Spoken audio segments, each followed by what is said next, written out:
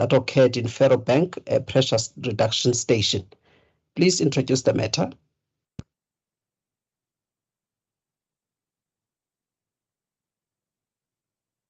Thank you, Chair.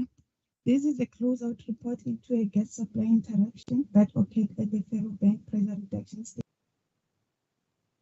The incident was caused by corrosion of the vent valve. An initiation report of this incident was tabled and approved by the PGS on 10 March 2022.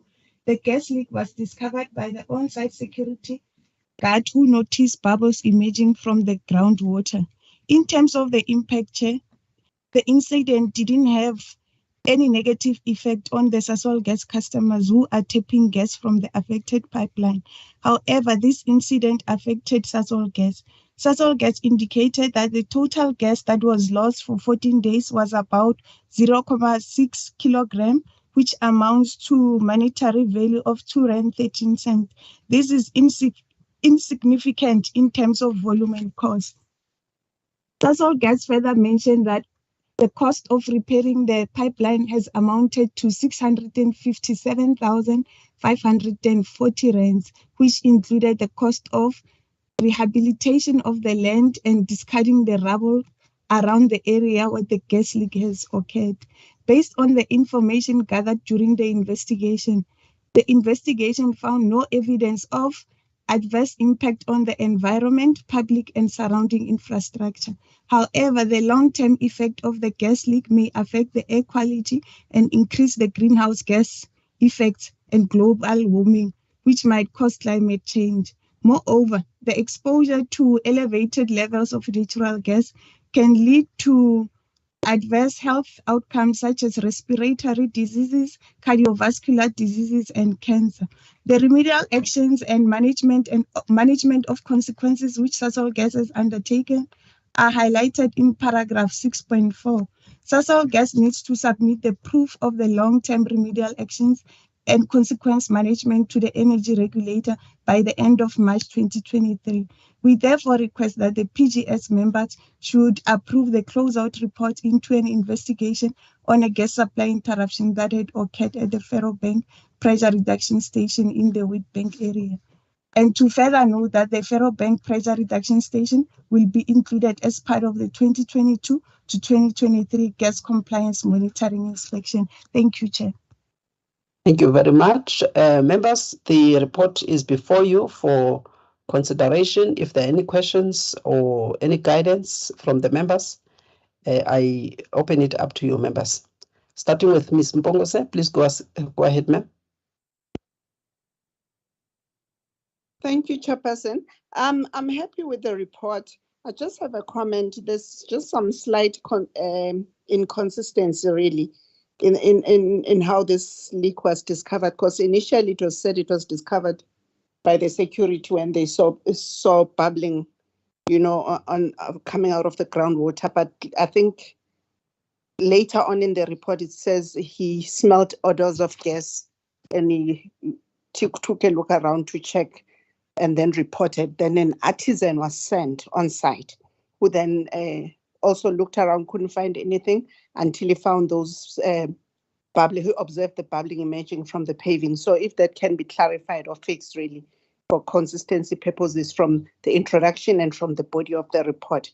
And also with regard to the cause of the leak, I don't know, it was as a result of the lack of drainage or poor it was, the area was waterlogged. So I don't know if that's negligence or it was due to the fact that there was no maintenance in 2021 during the height of lockdown. I don't know if that is somehow linked, because remember that they say that if the valves are exposed to water over a period of time, so I don't know how long that period of time is that is referred to. Those are my comments, but overall, I'm happy with the report, Chairperson. Thanks. All right, thank you, Ms. Mpongose. Advocate Stole. Thank you, Chairperson, and thanks to the guest team for the presentation. Chair, my question is on page 7, paragraph 6.3.2, under C there. in terms of how the costs are going to be covered. If you read the last sentence there, it indicates a threshold amount, and then the next sentence says the costs of that amount that are above are claimed from the insurance cover. So I just wanted to get clarity because there is a threshold and there is a statement that any amount that's above that is going to be claimed from the insurance. So I was just getting a bit confused. And the other point, Chairperson, is on 6.4 under remedial action. If you look at 621, that actually states the audit finding to say that, which says that it said the leak was due to poor workmanship. But when you look at the remedial actions rather, that particular cause, it's not addressed. So I just wanted the team to guide me. Maybe it's addressed somewhere, but I couldn't find it. Thank you, Chairperson. Thank you, Ms. Advocate Sithole. Can we please provide responses to the questions raised by the members for clarification? Mr. Ngumalo and Mr. Mulato, please go ahead with the provision of the clarification.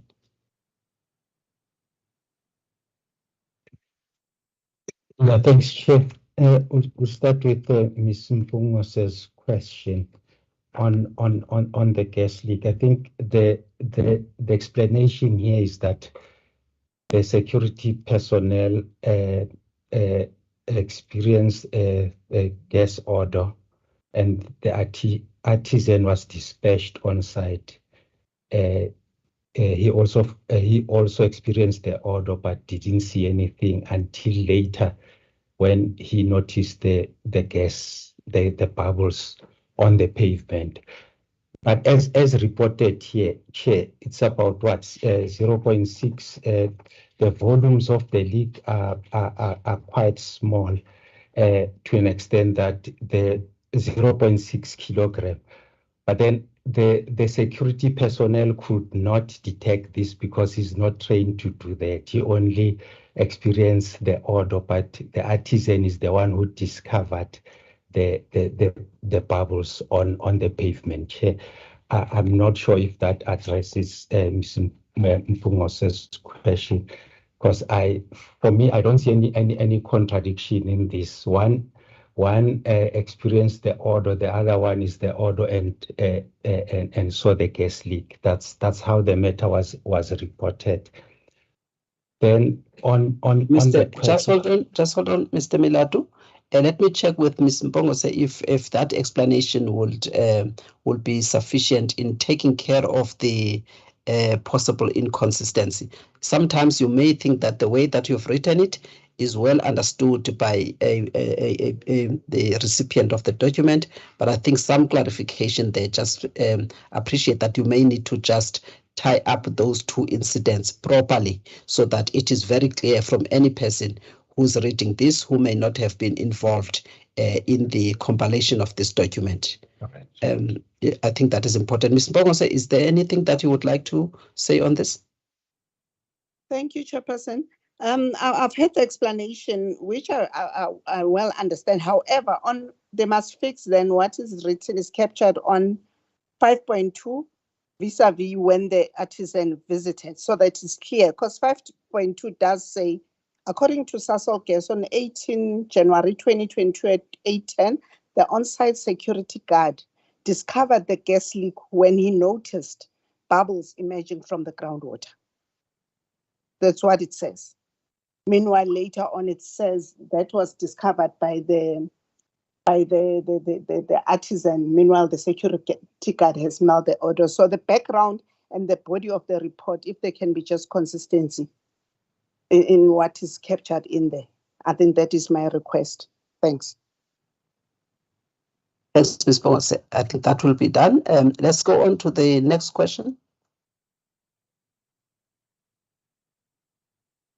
Well, on the next question, Chair, I didn't quite get the CEO, but from what is said here is that the repair costs that are above 500,000 are claimed from insurance by the applicant, Chair.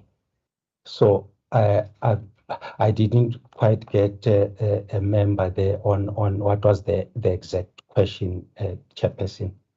Please, I think you need to, Mr. Milatu, you need to just explain it on the basis of the cost implications there, so that the members are quite clear on the implications in terms of cost, whether that is the amount that the SASOL has used, whether it will be taken from insurance, or whether that amount will be included in the repair and maintenance, which is your operational cost budget that we normally provide for in the tariffs. I think those are the things that maybe you need to explain, just for clarification. Yeah, all right, Chair. So normally, according to the applicant, the threshold is for insurance is 500,000. So meaning that if the repair cost for any damage in the pipeline, or to put it plainly, the repair cost beyond 500,000 are not insured. So meaning that anything beyond that amount, the applicant will claim it on as part of the regulatory asset base. They will take the cost from the tariffs, Chair. But if the cost is more than 500,000 rand, it means now the insurance is the one that is going to cover the cost of the repair and the damage, Chair. Thank you. Okay, there was a last question from Advocate Sithole. Did you capture that? Oh, it was the question about the poor workmanship, Chair, as part of the root causes, Chair. On this one, what is explained here is that had the valve being maintained properly, Chair, the incident could not have happened, because the valve is waterlogged and the wrapping was of poor quality. Hence, it resulted in the leak.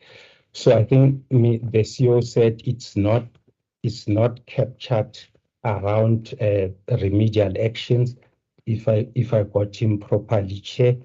And the issue is that repairs were done on site for the valves, as well as the manhole where the valve is located, Chair. And with this one, Chair, maybe the CEO, if it's not addressed properly, can also maybe clarify if I've addressed the answer properly, Chair. Thanks. Okay, thank you very much. Advocate Sithole, are you happy with the response? Chair, I am, but it could have been improved to indicate that the cause, based on the finding, has also been addressed, and how SASOL is going to prevent such poor workmanship going into the future. But if I picked up from Mr. Milatu, he's saying that will be picked up through frequent maintenance by ESCOM, by SASOL. I hope I'm correct if I heard him say. If that's the answer, I'm happy. All right, thank you very much. I think, yes. Oh, thanks. All right, Mr. Milatu, I think also the issue of maintenance is important there. If you can, just for preventative measures, if you can also do the follow-up, but also remember you said it will also be part of the inspections that will be conducted later on this year when they come back to this area where the incident occurred. So if you could also kindly make sure that there are some measures that are implemented by SASOL in order to prevent such incidents from occurring in the future, and also get that in writing. I think that will also deal with the concern raised by the member. All right, members, if there are no further questions, I would like to put the matter then for a decision. The decision that is requested by the team from gas is that the pipe gas subcommittee is requested to approve the closeout report on the investigation into a gas leak that occurred in Ferrobank pressure station in the Witbank area. And this is also, members, subject to the enhancement of paragraph 5.2 to make sure that there is consistency in the manner in which the incident was uncovered, and to make sure that it is in line with what is said in the body of the report. And also just to note that there are some financial implications here, which the team must actually incorporate under paragraph 11 of this report, given the amount that they have stated, of which amount the team stated that it will be recovered from the tariff. So if that can also be noted. And then the last thing to be noted is that the Ferro Bank pressure reduction station will be included as part of the 2022-23 gas compliance monitoring inspections. Members, by show of hands, if you then agree with those decisions that are requested from the committee. Thank you, Advocate Sitole, Ms. Mbongose, Mr. Gumede. I also support, happy to support Mr. Bukula. I can't see Mr. Yes, oh, yes, Chair, I was, apologies, I think my PC was just getting stuck. Thank you, I support the approval. Thank you very much, Mr. Pokula. Thank you, members. We then move on to the next item, which is the next item is item number 6, which is the stakeholder consultation document concerning the development of a strategy for gas, renewables, and hydrogen partnership in South Africa. Please introduce the matter and also how it arose and what is the focus of the strategy that is being developed. Before you do that, let me check, Mr. Kumete, is that a legacy hand, or do you have something to raise at this point? All right, thank you. You may proceed with the introduction of the report to the committee.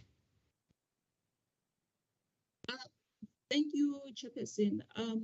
As you have said, this is a stakeholder consultation document concerning the development of strategy for a gas, renewable energy, and hydrogen partnership in SA.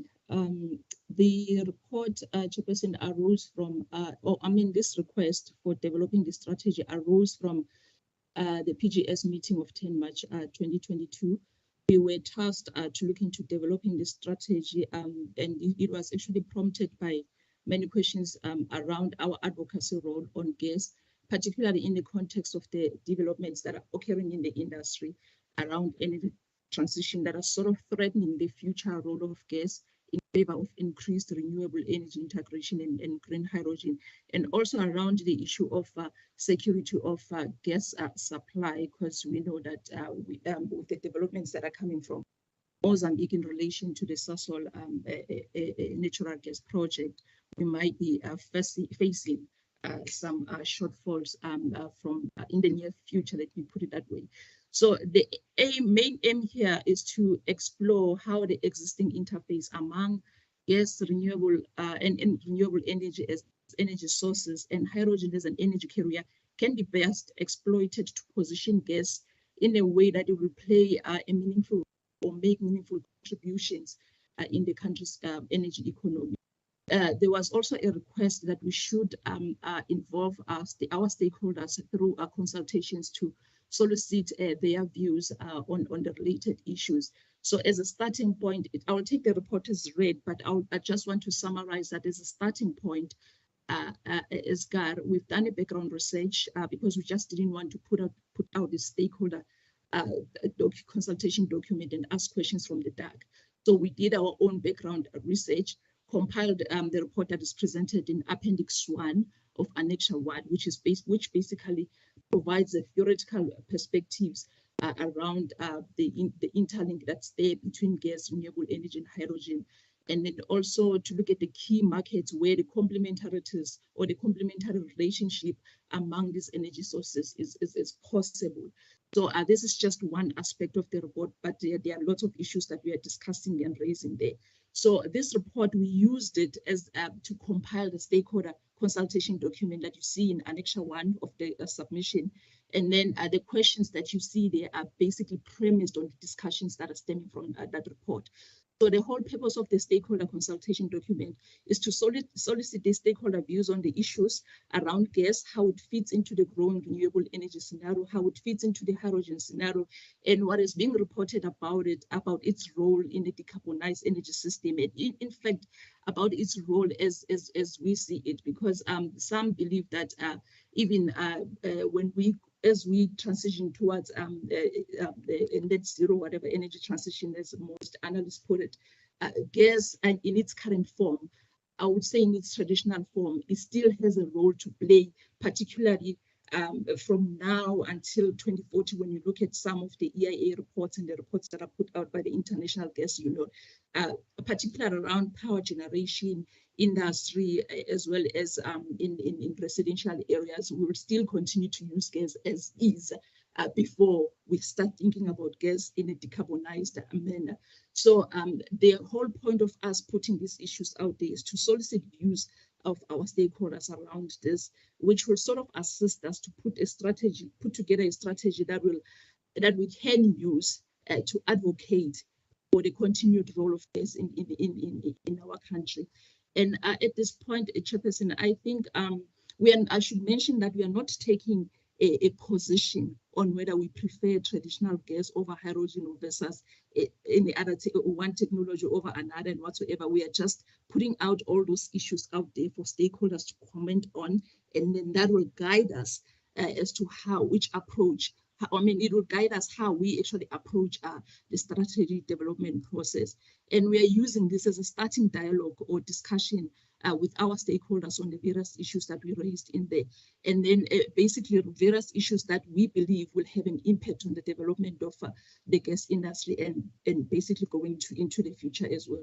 We anticipate that there will be more engagement with our stakeholders, maybe through targeted workshops on specific issues, depending on what will come out of this consultation process. And I think, Chairperson, at this point, I should emphasize that we have not started development strategy yet, but this process will lead us to that. And also for the benefit of the committee, I want to mention that we have started our internal discussions with ELR, particularly Mr. Gumede, in his capacity as FTRM, responsible for electricity regulation, because if you have read the report and look at the issues they center around renewable energy, power generation, whatever. So it is important that we get his views around these issues. And also we are engaging him as a member of this subcommittee that has on numerous occasions been calling for NESA to take a leading role to advocate for the development of gas in this country. So he seems passionate about it, and just thought that he will guide us to the right direction. Not that we are excluding other members in this consultation. So we still continue to engage with him. The initial input that he has given us, he can speak to it himself, but what stood out for me during that initial consultation was the issue of separating the whole concept of gas from green hydrogen. And we are not disregarding that input, Chairperson. But at this point, it is important that we carry through this consultation, get all the views of the external stakeholders as well, particularly those that are looking to invest into the gas industry, whether in the development of gas in its traditional form or gas in decarbonized form, whether it's renewable gas or whatsoever. It's important that we get all those views or perspectives and then do our own analysis, leave the key issues, and then depending on the outcomes of that, and then we will decide how to best pitch the strategy in such a manner that it takes into consideration or into account all those views from our internal stakeholders and external stakeholders. And then if the benefits of separating gas from hydrogen issues will help us to develop a forecast strategy, and then a strategy that will sort of like help us to convince the policymaker, which is DMRE, to see the value of gas beyond what is currently being portrayed, then we will consider that option because at the end of the day, it's all about facilitating development in the industry, and our role in it. What is it that we're doing just beyond doing the normal, that is the usual that is outlined in our legislation in terms of licensing, pricing, and all those kinds of things. So with that said, Chairperson, I would go straight to the recommendations. The report is here to request the PGS to approve the stakeholder consultation document, which is in Annexure 1, starting from page 10 of the submission, and also note the background research report in Appendix 1 of Annexure 1, as well as the draft terms of reference that we intend to use to acquire the services of a consultant that would assist us to bring the quantitative aspects to this strategy. Because it is important that we not only look at things from the theoretical perspectives, but we need to look at the economics of all the options that we are going to put forward in that strategy, basically to complement the work that we are going to do internally, because we are doing the work internally, but I personally do not have the economic modeling skills. So it is important that we get experts to actually assist us to do that part. So I think with that said, Chairperson, I will conclude and say thank you. And this report is here for approval, and then the others are just here for noting. Thank you very much. Thank you very much, Ms. Koza, for that comprehensive introduction and providing the background and also touching on the approach that has been taken in the report. I would like to now put the report for discussion by the members. Members, if there are any questions of clarity as well as guidance in terms of how this report should be, or the process itself, but also the focus of the report, should take, we open it up to you members for the guidance and clarification if there is any that is sought by the members. A show of hands, members, if you any.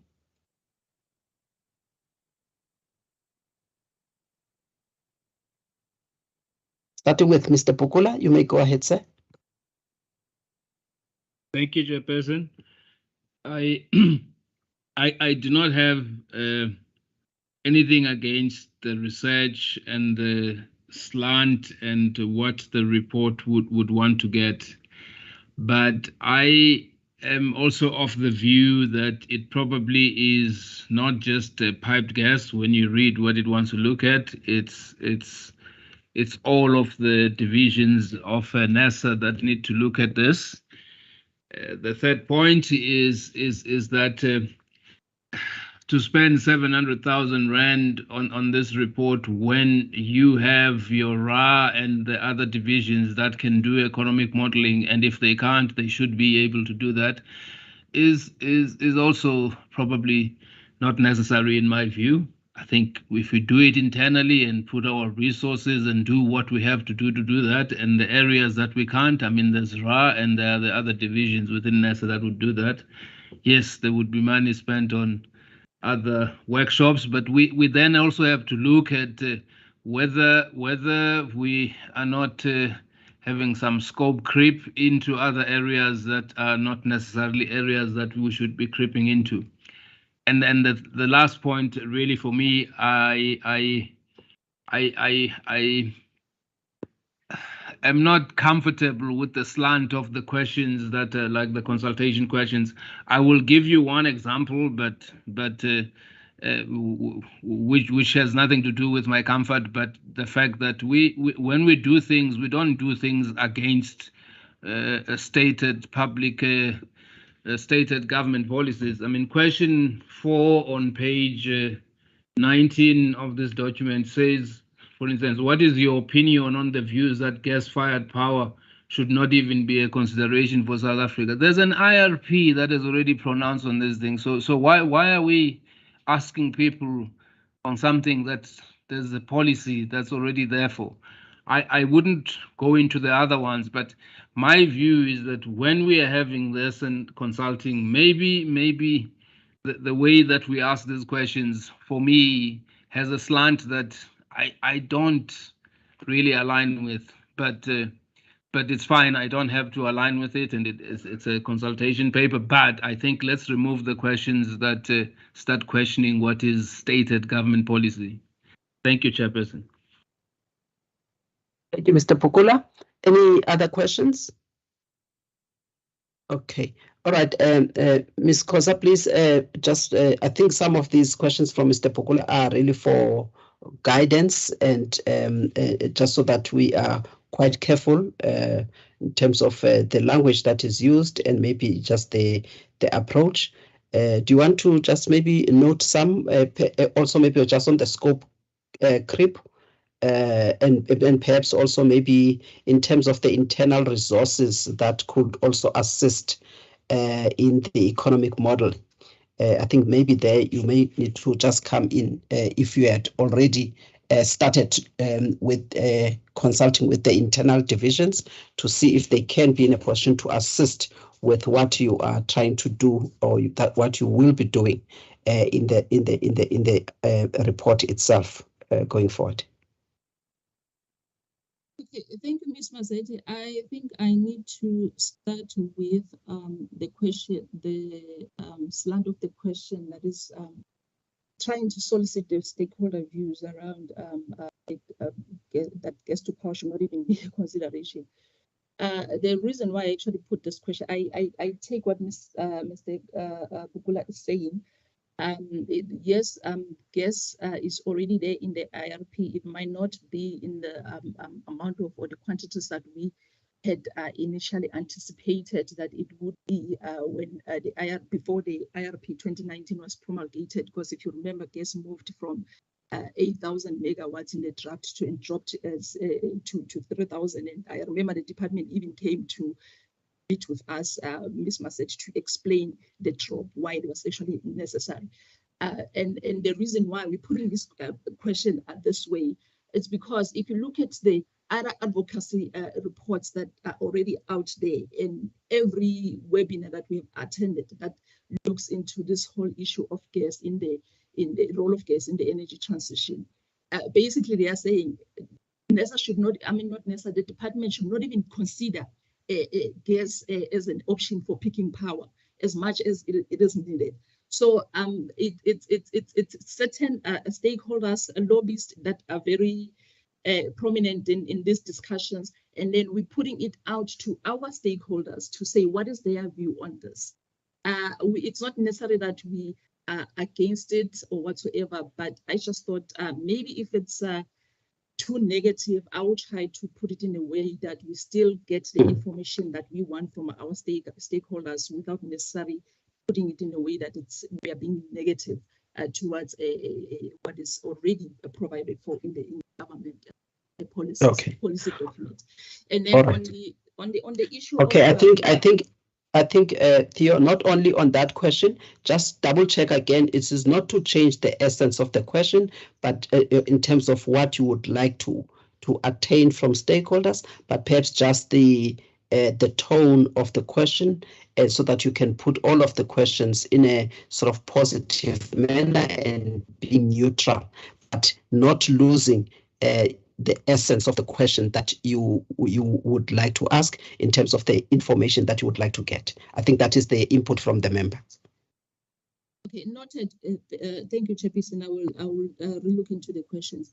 And then on the issue of RAL, I have not consulted with RAL to assess whether they can do an economic exercise on this, but I can tell you that when we're drafting the terms of reference, RAL was roped into the process. They did not object to this, nor say that we have this. I've done the skills gap analysis that we submitted together with the draft terms of reference consideration by SCM and the CEO. I've looked at it in the context of the pipe gas division, and RAL was just brought in to participate in the development of the terms of reference. They didn't say we can do this. And also, we also need to take into account that we are nearing towards the end of the financial year, and already starting the next financial year, there are projects that some of these colleagues in RAL should focus on. But let me just say, this 700,000, we're only planning to spend it in the next financial year, and then I will engage with RAL, and then if there is no need for us to spend it, they can do this, then it's fine. We'll probably have to write to the CEO to explain that or what we said we want a budget for, we are no longer going to use it. I don't know what will be the impact of that. But if there's a need for us as a safety net, we have put the 700,000 so that we can actually fulfill the objectives of the project. Thank you, Chairperson. Okay, just hold on. Okay. All right, Mr. Bukula, please come in, sir. Thank you, Chair. I think I was giving direction more than asking questions, because I don't. I mean, I think my contribution is not with the questions, but with the inputs. I think, Ms. Koza, when you say your stakeholders, I don't know which ones are those. I happen to be. I am sure that government or the DMRE is also one of the stakeholders. And I don't think he's different from the other stakeholders. So even in that way of responding, I think let's consider the DMRE as a stakeholder in this. Let's consider government as a stakeholder. I think the advocacy groups and the others, yes, there are other stakeholders, but that's an important stakeholder. And the other one about RA, I am saying that if we are going to do this and we are going to be this energy regulator, this world-class energy regulator that we say, then we must have the skills to do the things that we want to do. And the third part is gas division, as much as it has many competencies and other things, but the other things that you are talking about here deal with renewable energies, where NASA also has a division in electricity that deals with this. So rather than it being a single one, I'm saying and proposing that make it multi-divisional, and then you will get the best bang for the money, even the one that you're going to spend on workshops. Thank you, Chairperson. Yes, thank you, Mr. Pokula. I think the last point also is very important, because at the end of the day, it's going to be the NERSA strategy. I think what is meant here is that as you lead on this strategy, try to rope in the other divisions just for enhancement of the strategy itself. I think that could also assist in this strategy, in the quality as well as the focus of the strategy. So Theodora, I suppose these are all just for guidance purposes, if all of those can be taken into consideration as you proceed with the strategy. I also note, Mr. Kumete, your input on the chart. On the chart, yes, we will not get into the discussion about the terms of reference and all of that. It is just the issue of a collaborative approach, just to get input also in terms of the internal stakeholders within NERSA, some of which are responsible for certain areas such as renewables from other divisions, so that there is that participation, meaningful participation within NERSA, and also when we go out there. All right. If there's no other input, I would like to take members to the recommendations. Give me the page for the document is quite long. I just wanted to summarize. All right. Let us go to page 8. Paragraph 13, the PGS is requested to approve the consultation document on the development of a strategy for gas, renewables, and hydrogen partnership in South Africa. And that consultation document is attached into this submission. That is the first thing that is required, and that is also subject to the input given by the members, the guidance.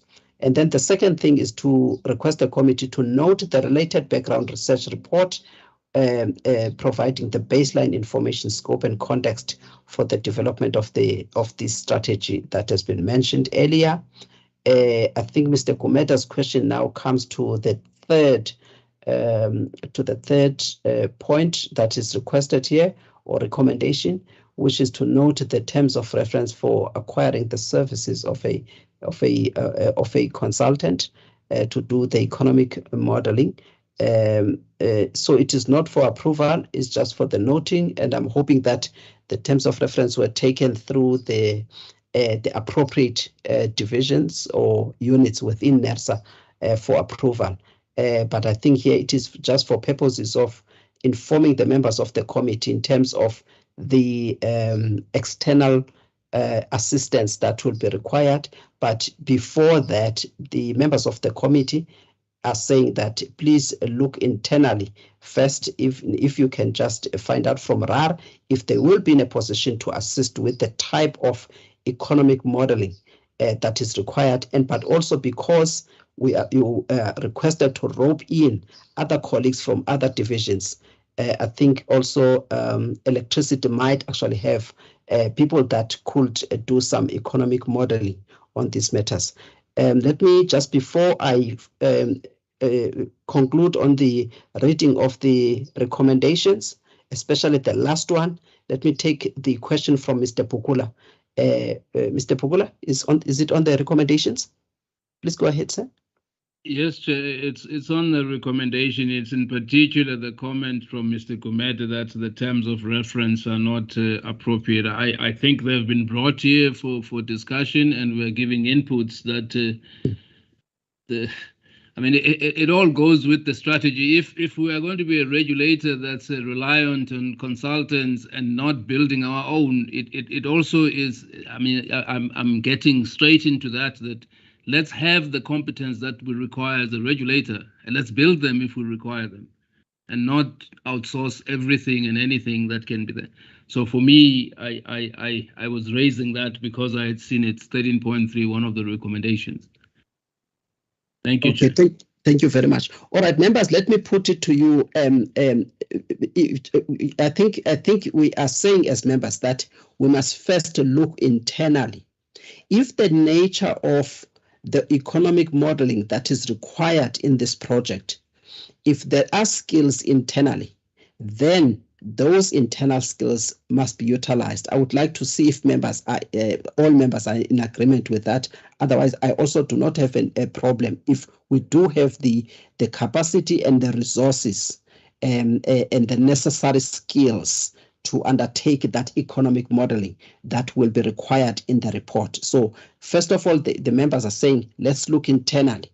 But if maybe there are certain constraints insofar as the capacity and skills are concerned, are members comfortable that then that part of the work in this project be outsourced so that we can get that kind of assistance to improve on our report? So maybe let me put those two issues to the members, that we first look internally, but if we are constrained internally, maybe we don't have the skills that will be able to conduct that type of economic modeling, are members comfortable then to say that let us go externally just to outsource those skills, but make sure that every time when we outsource, then there will be a sort of a skills transfer and some sort of an effort to make sure that skills are transferred to the NERSA officials. Mr. Gumede, before members vote on this.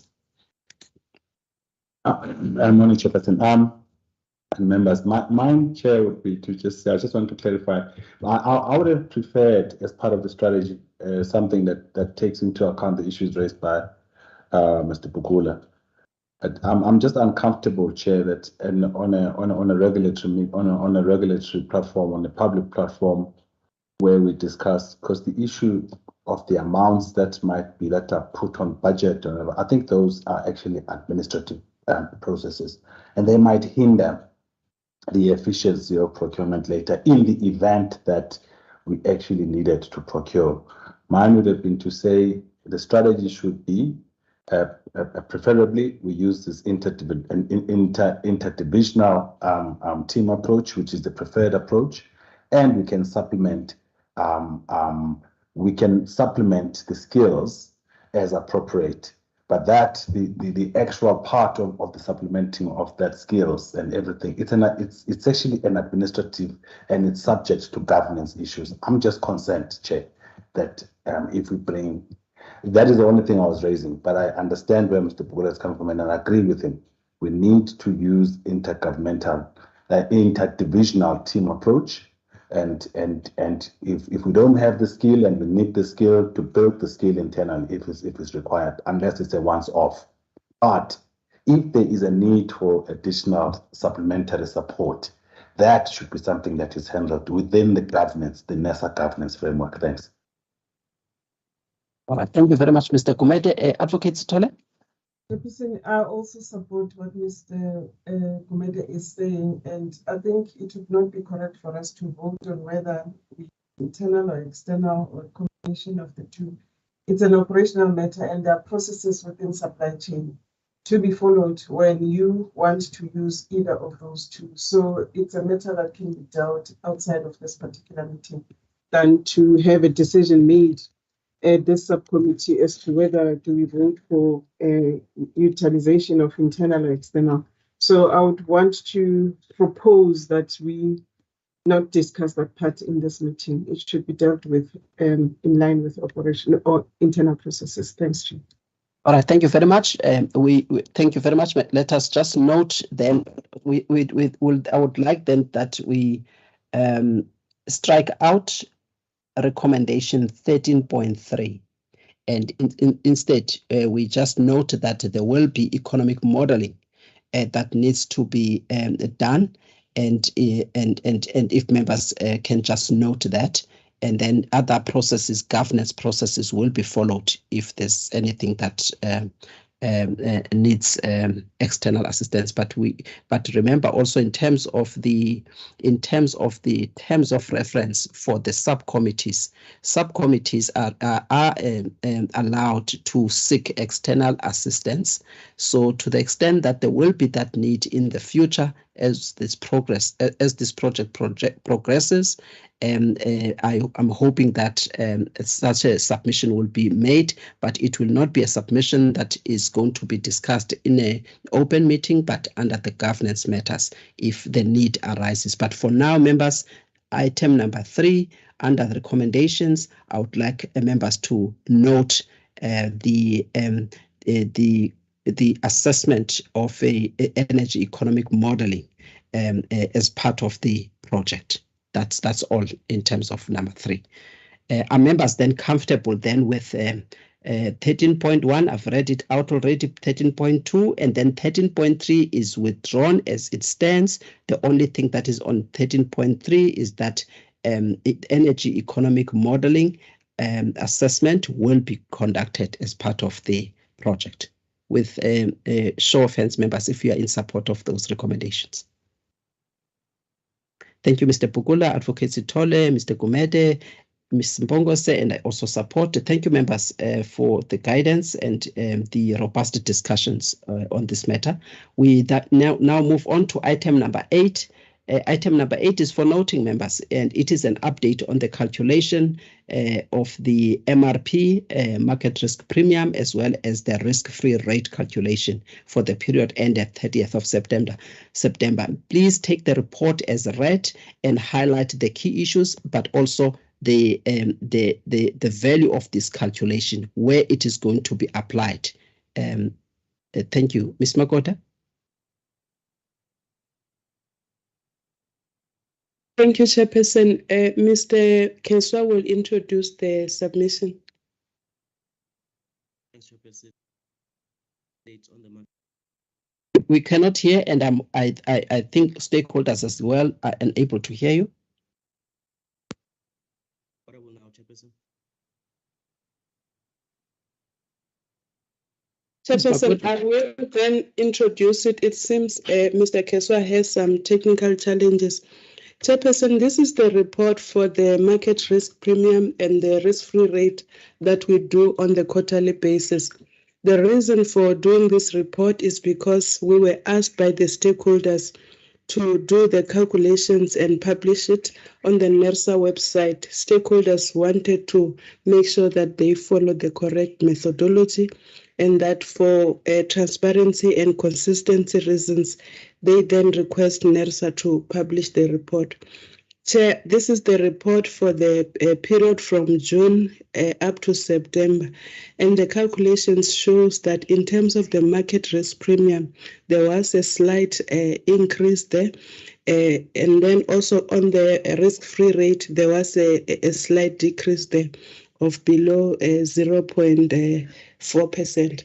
We are asking that the committee approve note, and then they also note that this will be published on the website as requested by the stakeholders. Thank you, Chairperson. Thank you, Ms. Makota. Members, this is the submission on the risk-free rate calculation and market risk premium and the application of these calculations. Do members have any questions of clarity or guidance on this matter? By show of hands, members, if you have.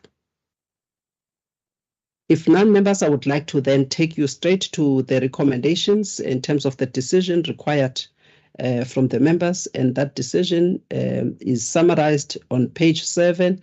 The subcommittee is requested to note the updated risk-free rate as well as the market risk premium calculation, and that calculation is attached in Annexure A to this report. And also to note that the market risk premium and free rate calculation will be published on the NERSA website for the benefit of stakeholders who may want to utilize this information for the tariffs as well as trading margins on the maximum price. By show of hands, members, if you agree with that decision that is required. Thank you, Mr. Pukula, Mr. Kumete, thank you. Ms. Mpungo said thank you, and Advocate Sitole, I also support. Thank you very much, members. We now move on to item number 9. Item number 9 is the second quarter construction progress report for the year 2022-2023. Again, please take the report as having been read and highlight the key issues arising from this report for the attention of the members. Thank you, Chair. This is the second quarter progress report on the construction licenses which were issued by the National Energy Regulator of South Africa during the 2022 to 2023 financial year. The Energy Regulator has granted 108 licenses from September 2006 to September 2022 for the construction of the gas facilities around the Gauteng, Free State, Mpumalanga, and KwaZulu-Natal provinces. Licensees have invested about 3.64 billion rands on the gas infrastructure in the Republic of South Africa in terms of the licenses granted by the Energy Regulator. The amount that has been spent on each project is illustrated in Annexure A on the report. At the current moment, the status of the completed construction licenses is 96. The list of these completed facilities is highlighted in Annexure A on the report, whereas the status of the revoked construction licenses remains at 7. The list of these revoked construction licenses is depicted in Annexure B. The team has received one construction progress report from Sasol Gas during the second quarter of the 2022 to 2023 financial year, namely Sasol Gas license for the construction of the gas transmission facility in the Wadeville area. The details of these construction projects are highlighted from paragraph 5.7 to 5.18 in the report. In terms of the financial impact, Chair, the gas infrastructure project cost of the gas transmission facility in the Wadeville area has amounted to 11.2 million rands. According to the progress report, the Wadeville construction project is 15% complete. We therefore request that the members should know the construction progress report for the second quarter of the 2022 to 2023 financial year. Thank you, Chair. Thank you very much for that introduction, Ms. Songo. Members, the report is before you for consideration. If there are any questions of clarity or guidance, members, you may indicate by show of hand. Any questions, guidance? If none, members, I would like to take you straight to the recommendations. Recommendations are on page, this is on page 8, paragraph 15. It is recommended that the Pipe Gas Subcommittee note the construction progress report for the second quarter of 2022-2023 financial year, and to also note that one new construction project was undertaken in the second quarter of this financial year. By show of hands, members, if you agree with that the decision that is sought from the subcommittee. Thank you, Mr. Pukula. Thank you, Advocate Sitole. Thank you, Mr. Kumede, and thank you, Ms. Mpungose. I also support. Thank you, members. We now move on to the report on the development of the GIS system. Please take the report as read. We had a similar report 3 months or so ago. please touch a little bit what was said at that stage and why we have this updated report and what exactly is contained in this update, so that members can understand exactly what has changed from what was considered 3 months or 4 months ago. Good morning and thank you, Chairperson. The report is on the development of GIS. This is actually following a report that was presented on the facilities that are uploaded on the GIS database. So this is actually a response for members because they requested light to be shed on the phases of the GIS development that will take NERSA's GIS to maturity level in terms of orderly development that is linked with infrastructure planning. So the report firstly is enlightening members about the resources that we have for GIS. You will notice that the report is highlighting what hardware is available for NERSA in terms of GIS, and also the human resources that are available and the software itself, the software licenses that are available for us, and also most importantly, the data. So because if you look at the actual workflow of the development of this GIS system, you will notice that the first step, the fundamental step, is to gather and organize data that will then be transformed into an information system that can be used by other technical users like our inspectors, and also for operational awareness for management. So the fundamental step there is data, and also we are also looking at gathering information such as the volume consumption information that is submitted to the gas marketing division. We are looking at building this system to integrate that information as well, and then moving to also automating the field inspection system from the paper-based approach that is being using, but to using devices and the ArcGIS field maps for gathering data on the field inspections, and then that will then in turn automatically update the inspections dashboard for management to see the operational awareness, and also build this system in a way where these inspectors can access this information system to plan for their inspections. And then that is currently what we are working on. But then at the end of the day is to have a complete geospatial information where we also share information to the public using our GIS links through the NERSA website, and also where we are looking at having a condition where the public can also report incidents like gas leak incidents. For instance, if we had a tab on our website where that security guard would have reported the gas leak incident to NERSA by just clicking on the website and then indicating where the location of the incident and then what is the cause. If they have that information, we're looking at having a complete solution where we're only not using this GIS within NERSA, but also using it for public awareness as well. And then the other issue as well was the possibility then of using other GIS software to carry out this work. Okay, so please wrap up, please.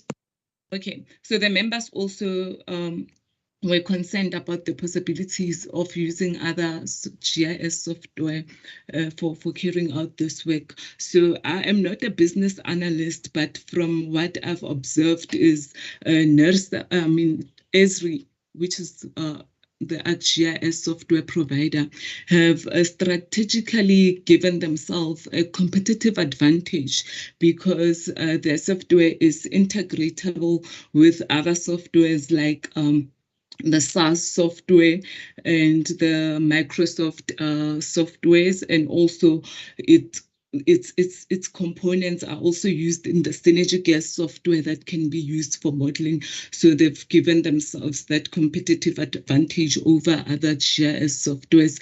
And also I've looked at open source, and the concern with the open source then was the security infringements that may come with the open source software, because you will know that with open source you don't normally get technical support. So that means if there's a gap, or if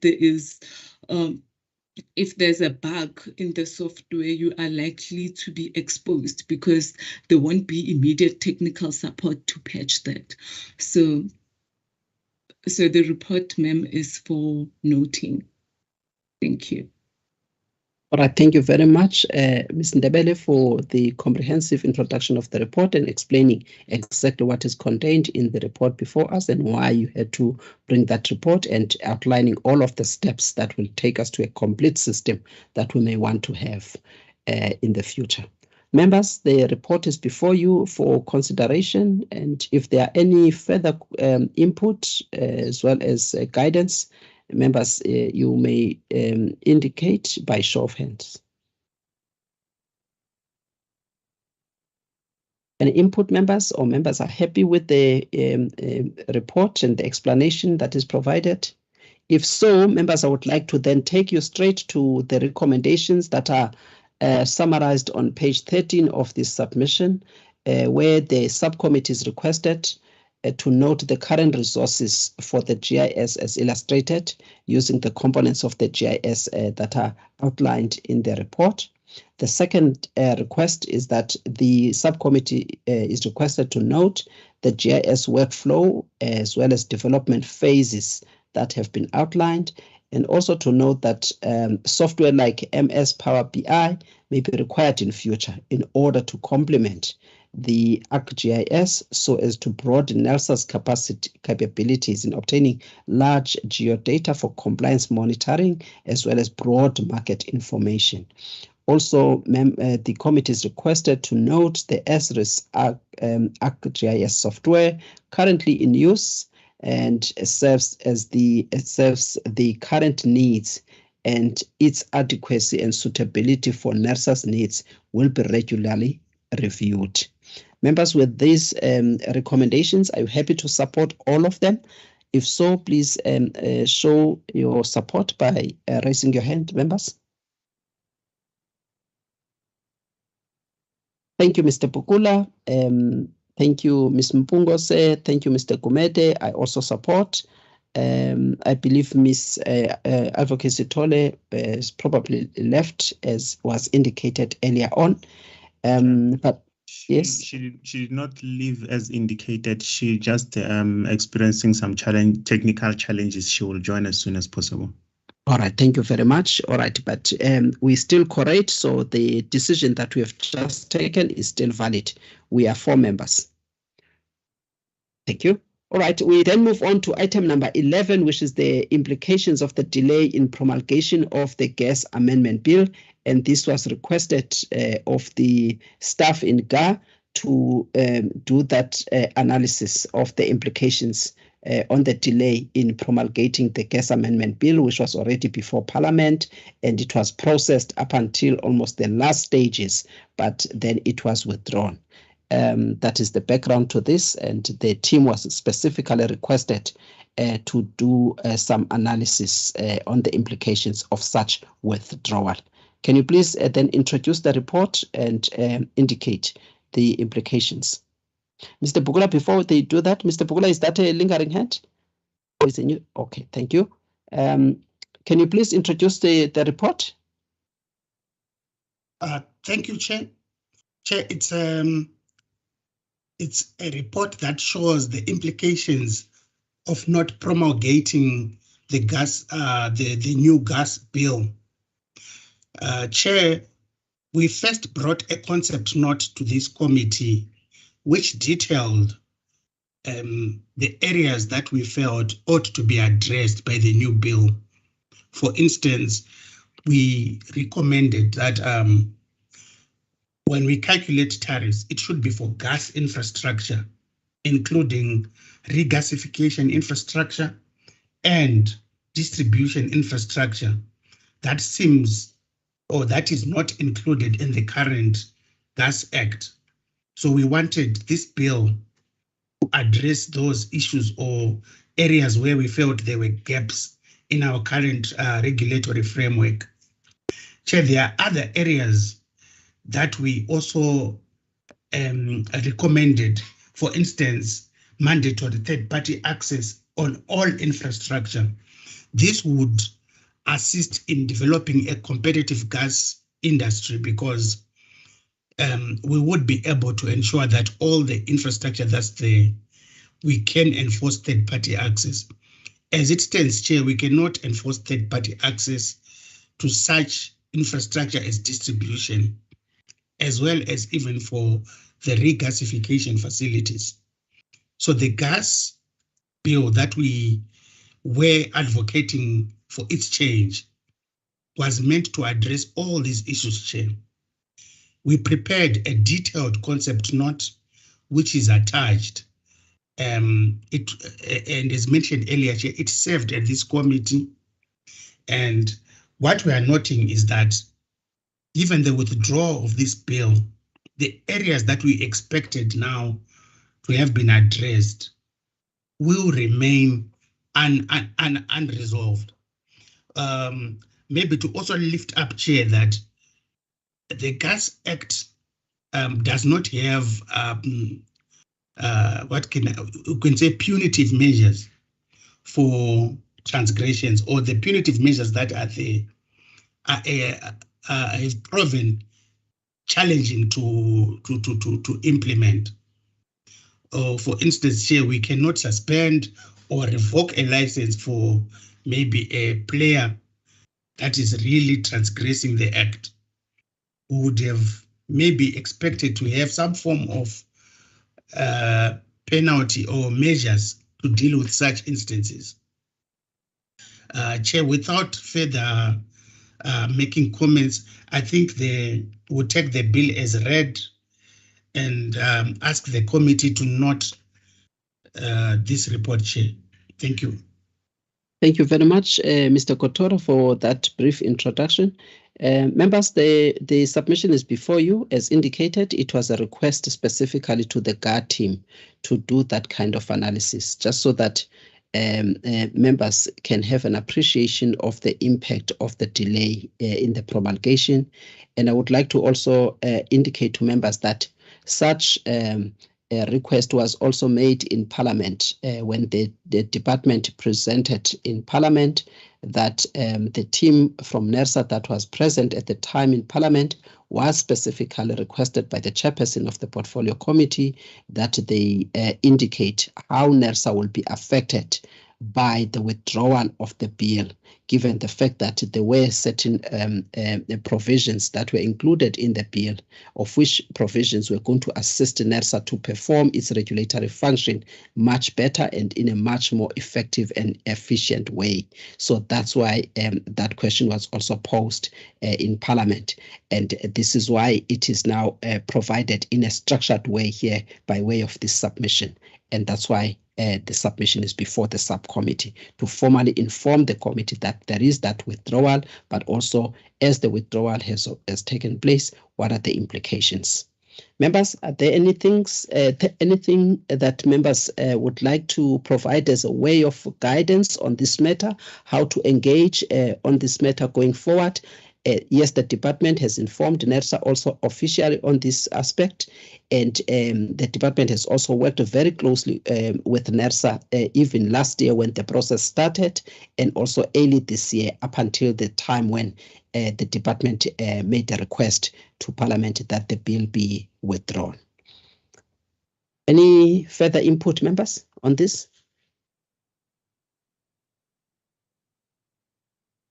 Right, if there is no further input and members are noting the implications that will still be constrained in terms of trying to prevent, for instance, the distribution tariff, which is far above the transmission tariff.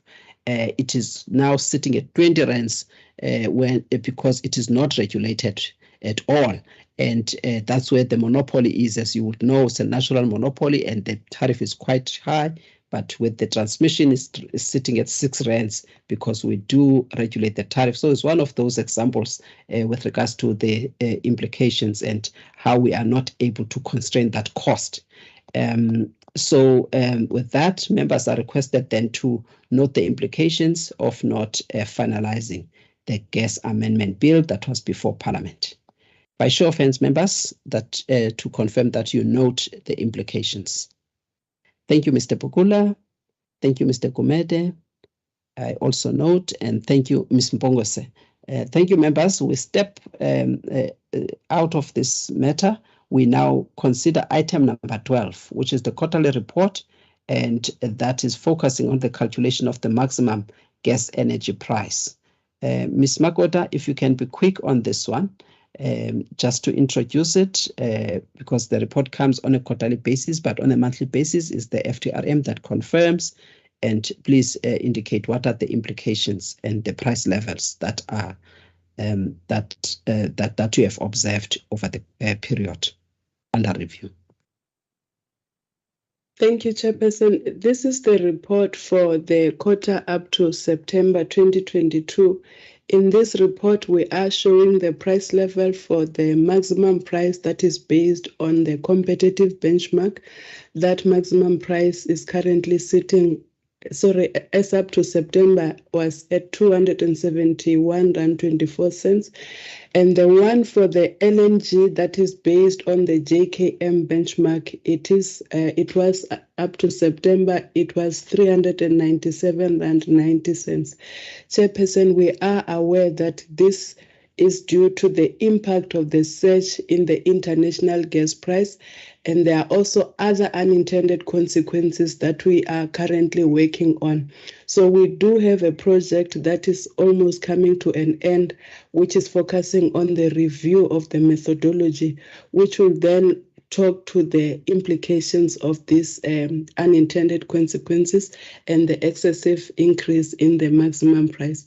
We are asking that the committee note the confirmations of the quarterly or the monthly maximum price that were made with the FTRM.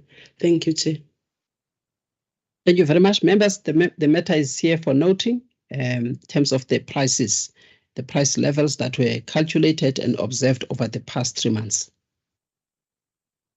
Any questions, members? Clarity on the calculations? Are members happy to then note the calculation? Right, I will take members straight to the recommendations that are on page 12. The subcommittee is requested to note the quarterly report on the maximum gas energy price calculations for June, July, and August, which were approved or not approved, I think, which were confirmed by the FTRM, primarily responsible for gas regulation, and published on the NERSA website. And that was just the delegated task by the energy regulator, just to confirm its decision on the approvals. Members, the matter is here for noting. By show of hands, members, if you are in support of that noting decision. Thank you, Mr. Pukula. Thank you, Mr. Gumede. Thank you, Ms. Mpongose. I also note. Thank you very much, members. We step down item number 13. We move on to item, there's a hand. If you can assist me, Mr. Mabunda. Thank you, Advocate Siktole. We also note your approval. Thank you so much. All right, we then move on to item number 13, which is the updated Sasol Gas Pty Limited monthly gas volume balance for the month of August 2022. Please take the report as read and highlight the key issues that are normally issues of concern and observation by the subcommittee.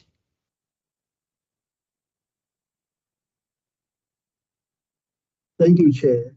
The purpose of this submission is to request Pipe Gas Subcommittee to know the Sasol Gas volume balance report. Now, Chair, this report for August is an updated version that was submitted and considered by round-robin decision on the 17th October 2022. The reported incorrect values which Sasol Gas captured in the initial report, and Sasol Gas resubmitted a revised August 2022 volume balance report, which contained corrected data to replace the incorrect values. Just to highlight on the report, in terms of the variance, what was incorrect? Initially, the variance that was submitted incorrectly was 0.3%, and now it has been corrected, it's 0.53. And the gas imported to South Africa, incorrect value was approximated to be 13.1 million gigajoules per annum. The correct value is the corrected value is 13 million gigajoules per annum. In the report, incorrect values are highlighted in red and the correct values are highlighted in green. It is therefore recommended that pipe gas committee to note the updated volume balance report for the month of August 2022. I thank you, Chair. Thank you.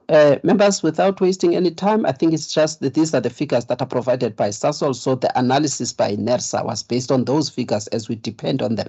Sasol has then corrected those figures, and that then compelled NERSA to do an updated analysis on the volumes, but the level of variance is still below 1, which is the internationally recognized benchmark of 1%. So it is still below that. And also just to note the total amount of the volumes. But this all it depends on Sasol, because they capture the amount of gas coming from Mozambique landed in Secunda, because they will have tools to monitor that. But we appreciate the fact that they have come back to correct the figures that they had previously provided to NERSA. So this report is just an update on what we had calculated based on information received from Sasol Gas. Are members happy then to note the updated calculation and also the figures that were updated by Sasol and submitted to NERSA? By show of hands, members, if you are happy with that, unless members have maybe some input or guidance for the future. Mr. Kumede? I'm no teacher. All right, thank you very much. Thank you, Mr. Kumede. Thank you, Mr. Pokula. I note we are short of one more hand. Advocate Sitole, thank you, as well as Ms. Mpongose. I thank you all members for supporting the decision.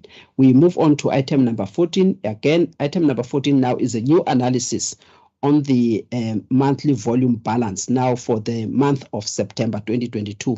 Please take the matter as read and emphasize again on the main issues of this analysis.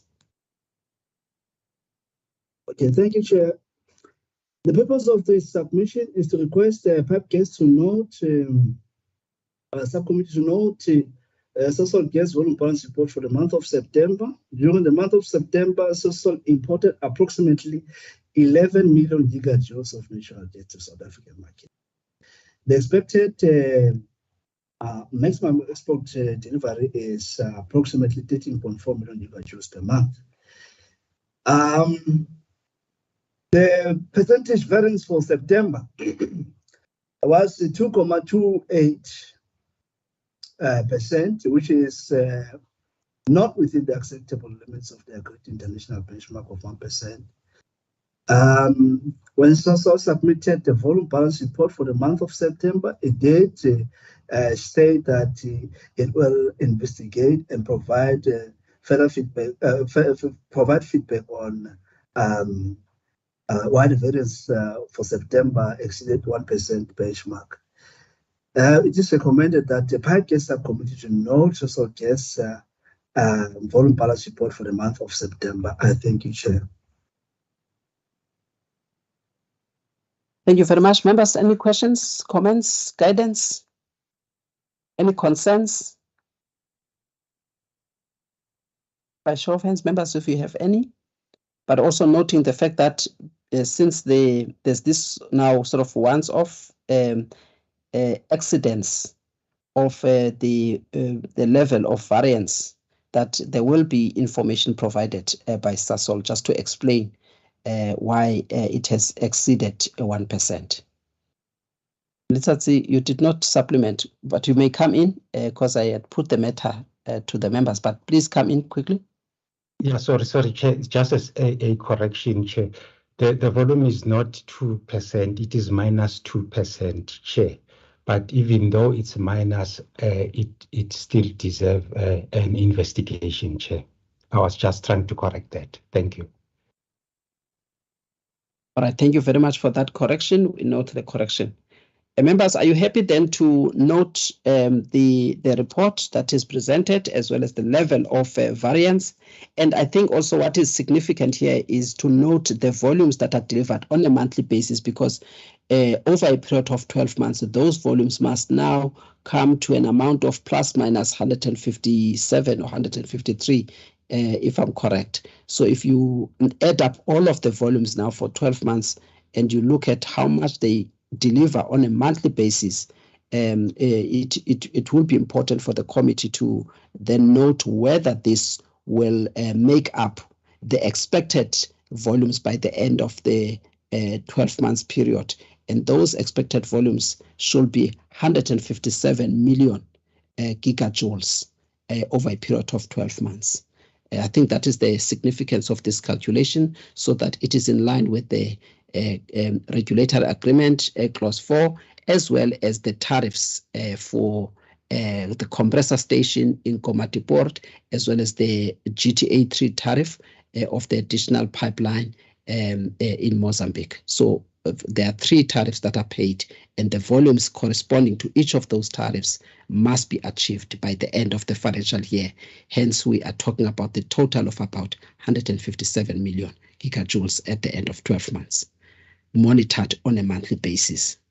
All right, members, with that, are members happy then to note the report by show of hands, members?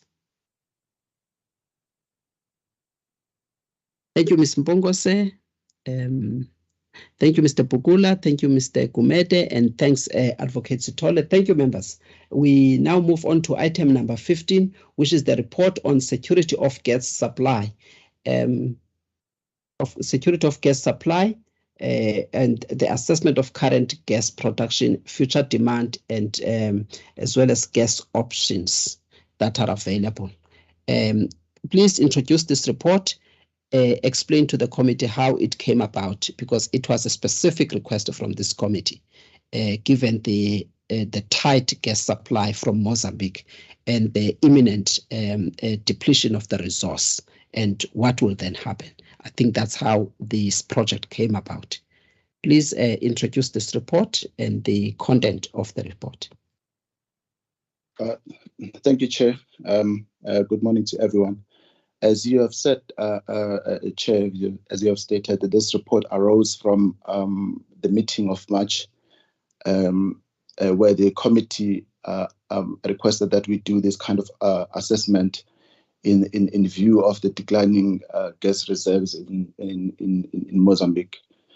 The report looks at the security of gas supply in the country. It assesses the current gas production, the future demand, and the potential gas supply option. Chair, the report relied on different data sources, including the information that is submitted to the energy regulator by licensees, the consultations with the different stakeholders, and some of the publicly available data.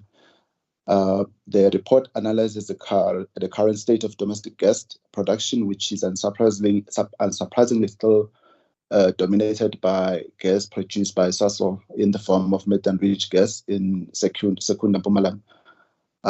Chair, the story is the same when it comes to the gas imported into the country. Sasol imports the majority of, if not all, of the gas coming into the country through the Romco pipeline, as indicated in Table 1. Another new player in this space, Chair, is Gwanda Gas, who's also importing gas using the same Romco gas pipeline. Other new players who are expected to contribute in this, the importation of gas into the country in the near future are the companies such as DNG Energy, Volco Power, LNG Hub, and Kapowership, who will all be importing gas in the form of LNG. Renogen, who is in the Free State province, is expected to be the first to commercialize locally produced LNG in the country. They plan to produce up to 10,000 gigajoules of LNG a day upon reaching full production. The current gas demand, according to the latest estimate by BP Statistical Review, stands at 180 million gigajoules per annum.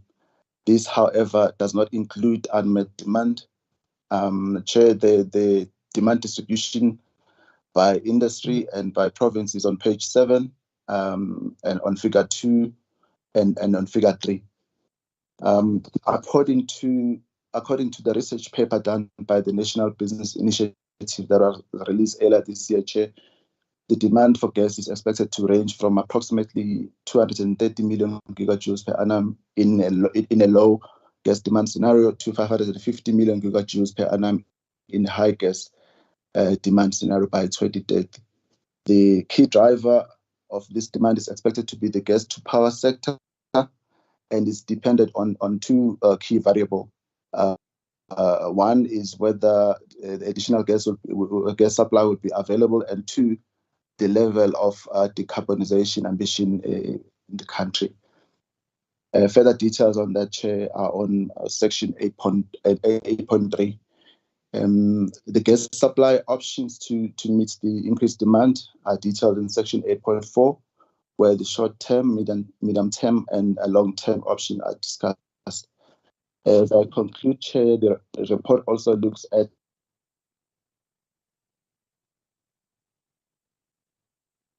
You are on mute, Mtian.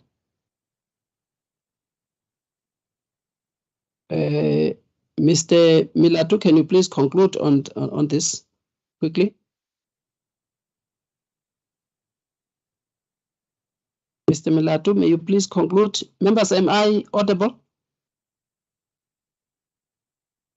Yes, you are, Chair. Okay. I've got Mr. Milatu and Mr. Ngumalo. Can you please conclude on this matter?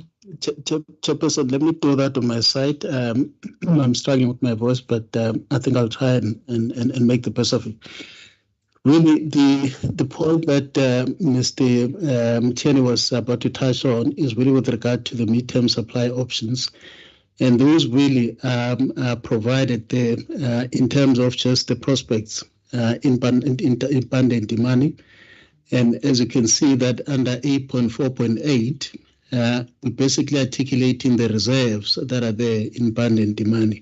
But the important thing really to point out here is that there are developments that the current supplier, which is Social Gas, is busy with in Mozambique to try and basically supplement those reserves. And I think we all know that those reserves have been indicated to be coming to some sort of decline, which will start around 2025, but definitely will then hit in the year 2029. So those are that's just an indication of those developments that the supplier is trying to basically put in place as measures to try and keep that supply option going from the Mozambicans. Chairperson, I think maybe just the other thing to emphasize lastly is the level of demand really that far outstrips the supply within the country. And I think that's part of the aspects that the report is highlighting. I think the rest is as was highlighted by Mr. Mtiani. Thank you, Chairperson.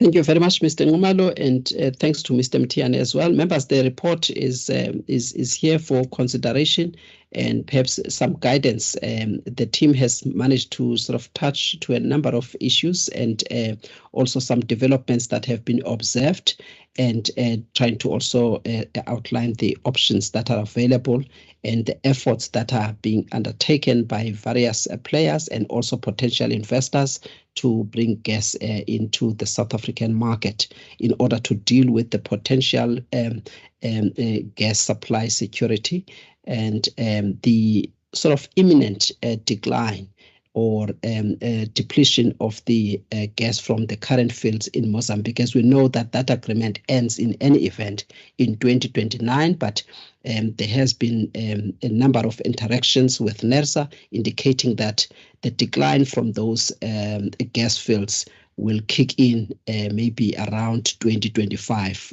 So that is public knowledge, at least when it comes to that. So that raised a number of concerns from the companies that are sourcing gas from Mozambique through Sasol Gas, or at least that are buying gas from Sasol Gas, which is sourced from Mozambique. So the report is here for noting, members. Members, do you have any questions on the report, clarification, or guidance? By show of hands, members, if you have any.